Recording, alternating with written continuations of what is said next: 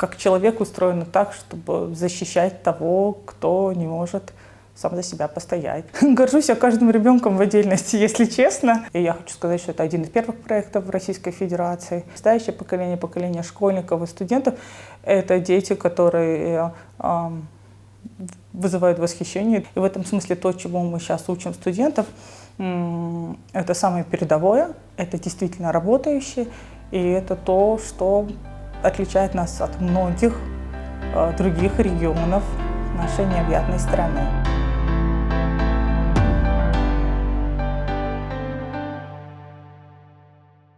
Меня зовут Алена, фамилия моя Рамонова. Я психолог, работаю в Северо-Российском государственном университете, директор Центра психологической диагностики и коррекции. И еще одно направление работы у меня такое большое – это я один из соучредителей Центра «Гармония», Центра психологической поддержки семьи и детства «Гармония». Вот, у меня таких два больших блока работы основной. Ну и так по мелочи еще разных интересных проектов много. Проекты, которые я веду, проекты, которые мы курируем с коллегами и друзьями, они связаны с инклюзией, социальной адаптацией, с инклюзией в образовании детей с особенностями в развитии, детей с так называемыми ограниченными возможностями здоровья. Это такая очень большая категория детей. Мы в основном занимаемся детьми с психическими нарушениями. Что это значит? Это дети с особенностями интеллектуального развития. Вот, наверное, так я могу сказать, если называть это одним большим словом. Сейчас в университете реализовывается проект, и я руковожу, собственно, занимаюсь этим грантом, проектом по консультированию родителей, воспитывающих детей в возрасте до 7 лет. Ну, то есть это вся большая когорта родителей, у которых есть дети. По разным вопросам наши специалисты выезжают, консультируют и занимаются так называемым родительским просвещением. Мне видится это очень интересная и очень важная история, потому что сейчас очень большой доступ у родителей к интернету, очень большой доступ. И в сети, конечно, информация никак, качество информации представляемой, и даже количество, оно никак не регулируется. И в этом смысле то, что происходит сейчас с бедными родителями, это, конечно, такая ситуация, требующая сочувствия. И наши специалисты выезжают, организовывают консультации для того, чтобы помочь как минимум разобраться с тем большим потоком информации и разобраться с вопросами, которые есть внутри у каждого родителя. Вот. У меня приятельница, она уже достаточно взрослая женщина, живет в Америке, и каждую свою историю она начинает с фразы: «Когда Саша была маленькой», так вот, когда я была маленькой, я училась на психолога в Санкт-Петербургском государственном университете, и на стажировку попала в прекрасное место, которое, к сожалению, уже в том виде, в котором я его застала, не существует. Это место называется Центр семейного сопровождения, Центр сопровождения семьи, не помню, как это там глобальное название, там ГБОУ, это вся АБВГДейком, Адайнло. Это еврейский семейный центр, который реализует разные направления и разные программы. В том числе там была, я как стажер попала туда на программу инклюзии. И то, что сейчас происходит там в Москве, в России, вообще по территории всего постсоветского пространства, это вещи, которые меня учили делать 10-12 лет назад. И это, конечно, был такой очень большой опыт с этой организацией. Мне удалось посмотреть, как инклюзия организовывается вообще по миру, да, то, что у нас будет через 20 лет, мы видели 10 лет назад. Удалось поучиться, и это такое очень сильное и большое сообщество, которое поддерживает, я имею в виду, сообщество представителей национальности, да, этот еврейский конгресс. Это очень большое, очень сильное сообщество, которое поддерживает друг друга по всему миру и обучает своих специалистов. И в этом смысле мне удалось посмотреть разную работу разных специалистов. Я поработала какое-то количество времени в Санкт-Петербурге, какое-то количество времени, это, наверное, лет 5.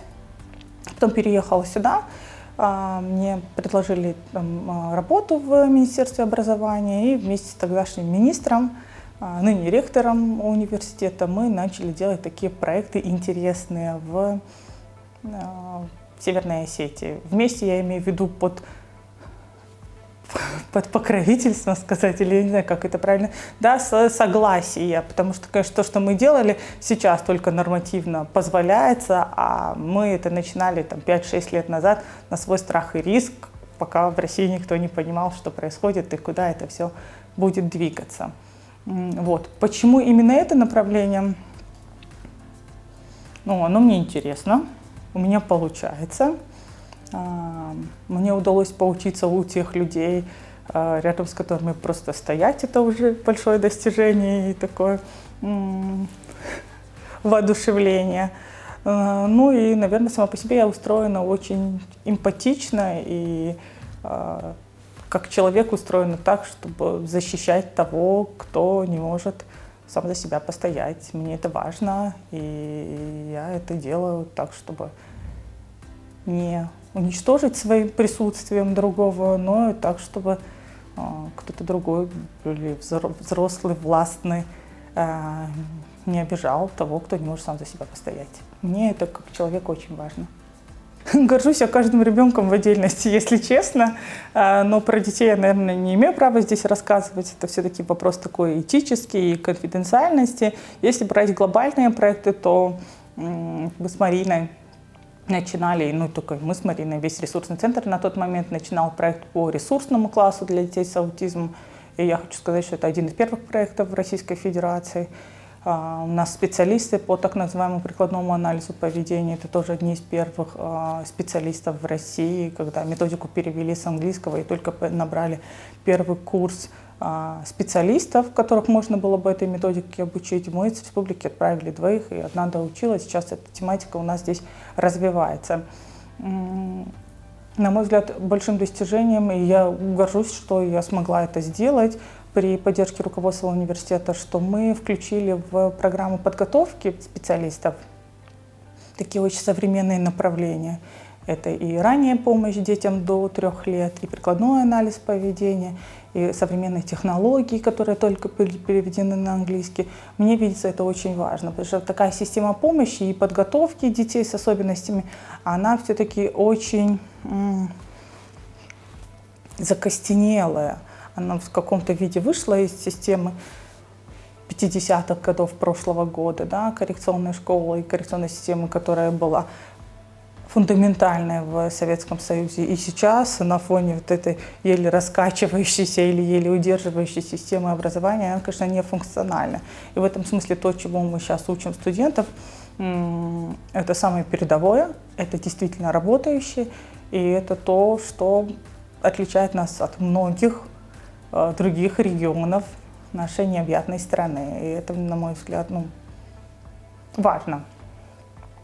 Ну, то есть, к примеру, когда мы составляли, есть такое большое понятие, когда мы так называемый учебный план, и, к примеру, когда мы составляли этот учебный план, мы консультировались со специалистами, например, из Ставропольского федерального университета, да, Северокавказского федерального университета Москвы, Санкт-Петербурга, и там нет пока возможности преподавать это в качестве основной программы для студентов.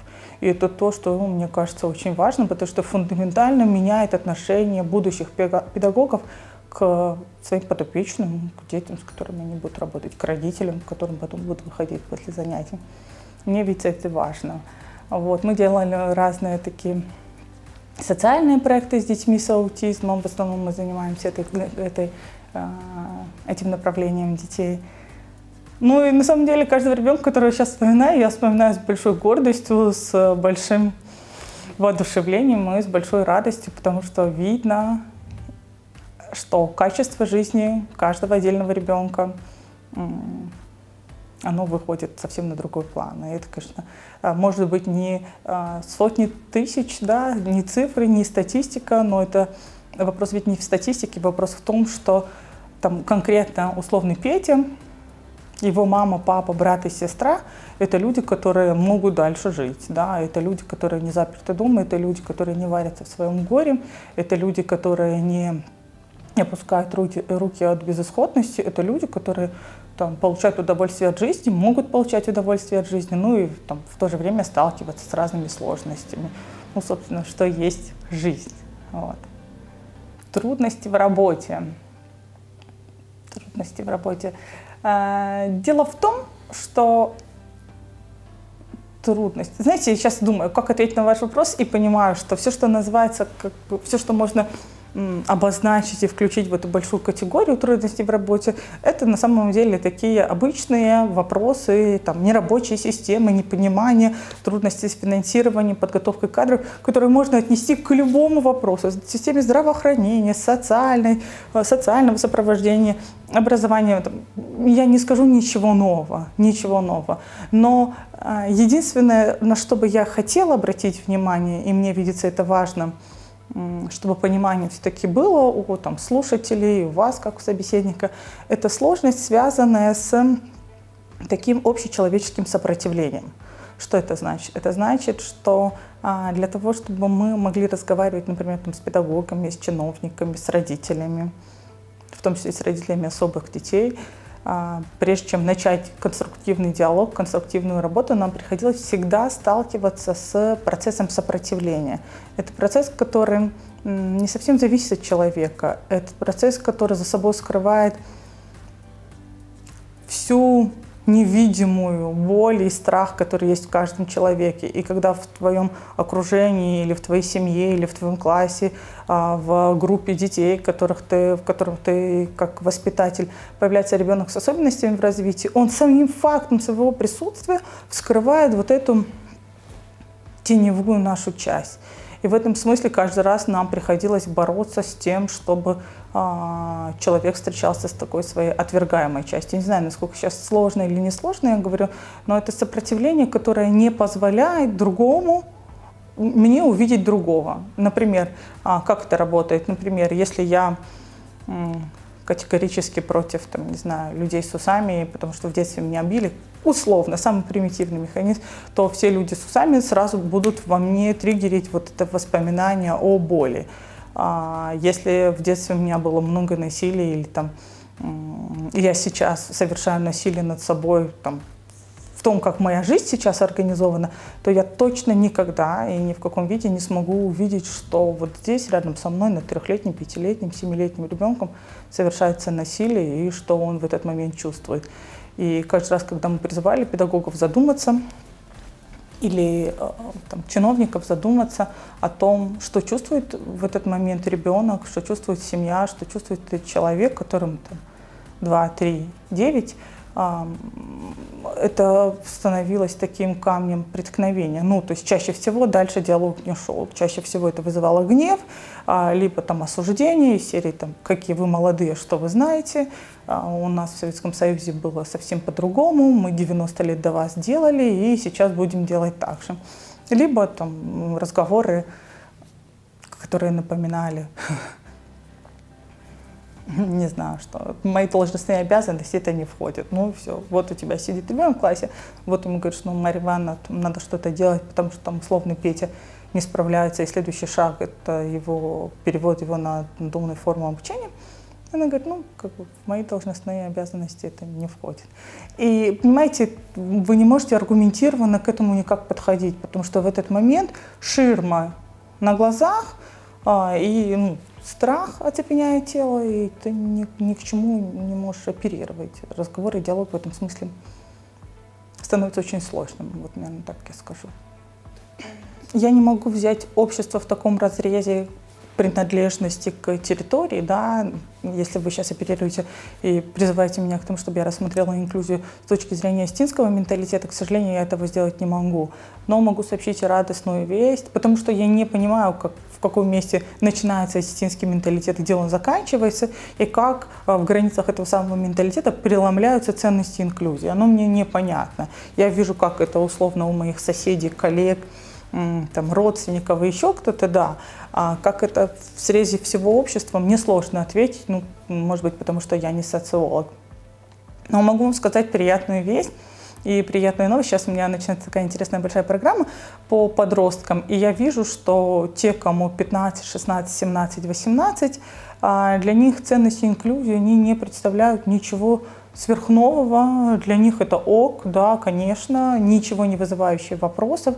И вообще вот это молодое поколение, да, молодое поколение, подрастающее поколение школьников и студентов, это дети, которые вызывают восхищение. Это дети, которые вызывают улыбку у меня на лице, они очень свободные. Даже те, кто внешне так не выглядит, в основном это очень свободные дети. Что касается более старшего поколения, конечно, им сложно. Конечно, в этом месте они встречаются с большим количеством своих страхов, страхов с ограничениями связанных, страхов с насилием связанных. Представьте себе, что там ты живешь, тебе 20, 30, 40, 50, и ты ни разу в жизни, ты-то я не вам тыкаю, да, там условный человек, который вырос в этой системе, ни разу в жизни не сталкивается с человеком с нарушением в развитии, потому что для них всегда есть отдельные детские сады, отдельные школы, отдельные там СУЗы, группы в вузах и отдельные рабочие места. Это такие, как сегрегация, два параллельных мира. Тут рушится система, и на улицах появляется огромное количество, а правда людей с инвалидностью очень много, огромное количество людей с инвалидностью. Ну и что с этим делать, а как, а где были раньше? Ну, то есть понятно, что это абсолютно новый элемент, если можно так тактично сказать, да, абсолютно новая субстанция, в которую нужно встроить свою картину мира, и многим это очень сложно дается. Особенно это очень сложно дается некоторым педагогам, которые привыкли, что все должно быть только так и не иначе, потому что если это не иначе, то это некачественно. А наши педагоги не умеют работать некачественно, поэтому это несовместимые вещи. В целом, если говорить о готовности, там, например, российского общества, мне кажется, мы где-то на стыке интеграции и сегрегации. Мы даже еще не перешли к инклюзии. Да? Есть некоторые этапы, собственно, как и любого социального процесса инклюзии, от уничтожения к сегрегации, когда там отдельные места жительства создаются, или там места работы, учебы. Дальше, когда в общей системе появляются треки, которые для людей с особенностями, ну и потом, только когда вся система адаптируется и становится удобной для каждого. Вот до третьего уровня мы пока не дошли, но где-то на стыке между сегрегацией и интеграцией мы находимся. Но у нас впереди интересная дорога. Но если мы говорим не о там, психологической помощи, о диагностике и коррекционной поддержке детей с особенностями, то прежде всего нужно задавать вопросы. Понятно, что это всегда очень страшно, понятно, что уровень тревоги в этот момент зашкаливает, но нужно вдохнуть, выдохнуть и начинать задавать вопросы. А что, а как, а зачем, почему? Да? Про что эта статья, как она связана между собой, кто автор, почему. То есть авторы, которые начинают свою публикацию, что это уникальная методика, разработанная только им, апробированная, она не может быть никем, кроме автора, и использовать ее никто не может, кроме автора, это, конечно, авторы, которые сразу должны вызывать вопросы, ну, потому что, как минимум, это небезопасно. И потом есть проверенные сайты, есть фонды, большие фонды, которые занимаются почти каждым направлением детей, и детьми с синдромом Дауна, и детьми с аутизмом, и детьми с там, раковыми заболеваниями, и детьми с ДЦП. Есть хорошие качественные фонды, и очень радует, что фонд сейчас занимается не только лечением условно, да, или коррекцией состояния условно. Они занимаются фундаментальными исследованиями, с переводом этих исследований на русский язык, публикацией в российских научных журналах, приглашением экспертов мирового уровня.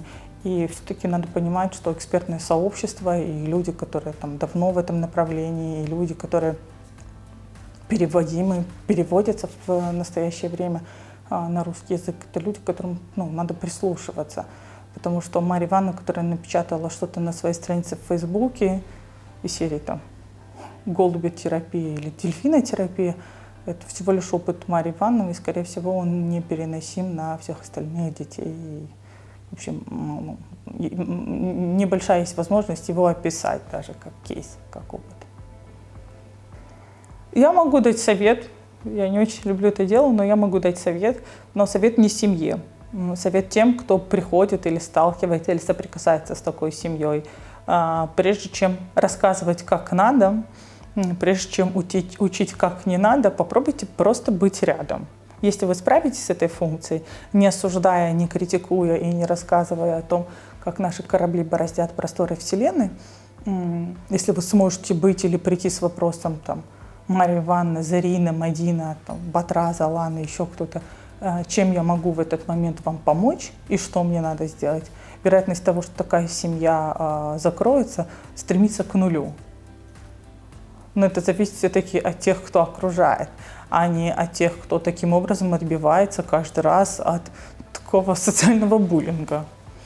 Когда врач, социальный работник, педагог, родственница, двоюродная бабушка, соседи сверху, соседи снизу, родственники через бабушку, тети, ну и вы дальше можете вставить любое количество социальных связей, начинают говорить как надо в тот момент, когда ты сам истощен. И они еще таким образом тебе еще раз не вам тыкают, вам еще таким образом на чувство вины, к вашему чувству вины призывают. Ну а как тут не закрыться? И так проблема, и так болезненный опыт, и так нужно много ресурсов для того, чтобы поддержать своего ребенка, защитить своего ребенка. А тут еще слой за слоем с тебя снимают остатки защиты и остатки кожи. В этом смысле могу дать совет, да, всем, кто приходит. Не умничайте, а спросите, чем помочь, и побудьте рядом, а не рассказывайте о том, как мироздание устроено. Я смотрела 3 дня выходных же, можно посмотреть все любимые интервью, и наткнулась на интервью, не знаю, здесь можно говорить это слово? Еще не поздно, наверное, вы знаете, этот формат интервью. Архангельский давал этому Солодовникову интервью, и, значит, этот Николай распинается о том, какая великая Россия, российские импрессионисты, и почему они не увидены миру, и как он этим гордится, как он восхищается. Архангельский смотрит и говорит: Николай, не восхищаться надо и не гордиться, а надо радоваться. Так вот, я вашим зрителям и нашим зрителям желаю этой способности, оставить при себе эту способность, сохранять ее, радоваться.